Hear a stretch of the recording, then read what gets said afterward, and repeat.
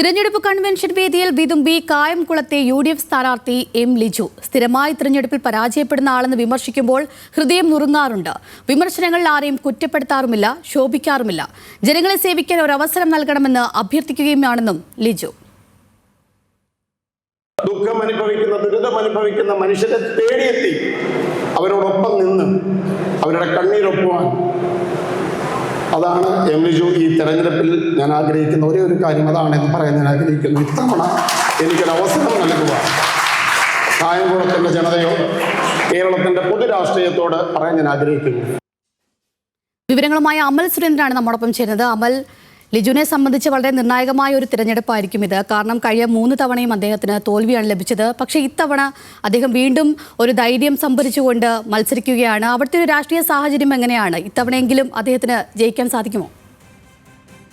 അഞ്ജലി, ഈ നിയമസഭാ തിരഞ്ഞെടുപ്പിലേക്ക് 2026 നിയമസഭാ തിരഞ്ഞെടുപ്പിലേക്ക് സ്ഥാനാർത്ഥികളെ പ്രഖ്യാപിക്കുന്നതിന് മുമ്പ് തന്നെ രാഹുൽ ഗാന്ധിയുടെ ഒരു നിർദ്ദേശം കോൺഗ്രസ് പാർട്ടിക്കുള്ളിൽ ഉണ്ടായതായി പൊതുവെ സംസാരമുയർന്നു. അത് പ്രധാനമായും തുടർച്ചയായി തോൽക്കുന്നവർക്ക് ഇത്തവണ സീറ്റ് കൊടുക്കേണ്ടതില്ല എന്ന തരത്തിലുള്ള ഒരു നിർദ്ദേശമായിരുന്നു. പക്ഷേ പിന്നീട് സ്ഥാനാർത്ഥി നിർണയത്തിലേക്കെല്ലാം വന്നപ്പോൾ അത്തരത്തിലുള്ള പല നേതാക്കന്മാരും ഇത്തരത്തിൽ സ്ഥാനാർത്ഥി പട്ടികയിൽ ഉൾപ്പെടുന്ന ഒരു സ്ഥിതി ഉണ്ടായിരുന്നു. അതിൽ പ്രധാനമാണ് ലിജുവിന്റെ പേര്. കഴിഞ്ഞ തവണ അമ്പലപ്പുഴയിൽ നിന്ന് മത്സരിച്ച ലിജുവിന് വലിയ രീതിയിലുള്ള ഒരു നേട്ടം ഉണ്ടാക്കാൻ സാധിച്ചു എന്ന കാര്യത്തിൽ സംശയമില്ല. പ്രത്യേകിച്ചും 11,000 വോട്ടിന്റെ വ്യത്യാസത്തിൽ മാത്രമാണ് H. സലാം അമ്പലപ്പുഴയിൽ നിന്ന് തിരഞ്ഞെടുക്കപ്പെടുന്നത്. അതിനെ തുടർന്ന് തന്റെ ഭൂരിപക്ഷത്തിൽ കുറവ് വന്നതിനെ കുറിച്ചൊക്കെ സലാമിന്റെ പരാതിയും അതിനെ തുടർന്നുണ്ടായ സംഭവവാസങ്ങളാണ് ഇപ്പോൾ G. സുധാകരന്റെ ഈ ഒരു സ്വതന്ത്ര പ്രഖ്യാപനത്തിലേക്ക് പോലും നീങ്ങിയത് എന്ന് നമുക്ക് അറിയാവുന്നതാണ്. അങ്ങനെ ഒരു സാഹചര്യത്തിൽ കൂടിയാണ് ഇത്തവണ കായംകുളത്ത് എം ലിജു വീണ്ടും സ്ഥാനാർത്ഥിയായി UDF സ്ഥാനാർത്ഥിയായി എത്തുന്നത്. ആ കായംകുളത്ത്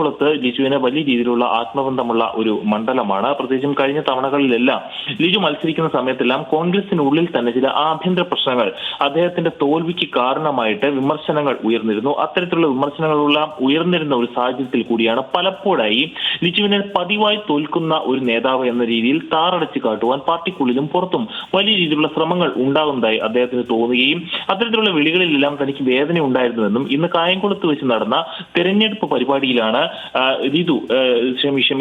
ലിജു വളരെ വൈകാരികമായിട്ട് പെരുമാറുന്ന ഒരു സാഹചര്യം ഉണ്ടായത്. പരാജയങ്ങൾ കൂടുതൽ പാഠങ്ങൾ തനിക്ക് നൽകുന്നുണ്ടെന്നും തോൽവികൾക്ക് ആരെയും കുറ്റപ്പെടുത്തുന്നില്ല എന്നും ലിജു പറയുമ്പോൾ അത് കൂടുതൽ ചിന്തിക്കുവാൻ വേണ്ടി അമൽ സുരേന്ദ്രനാണ് വിവരങ്ങൾ നൽകിയത്.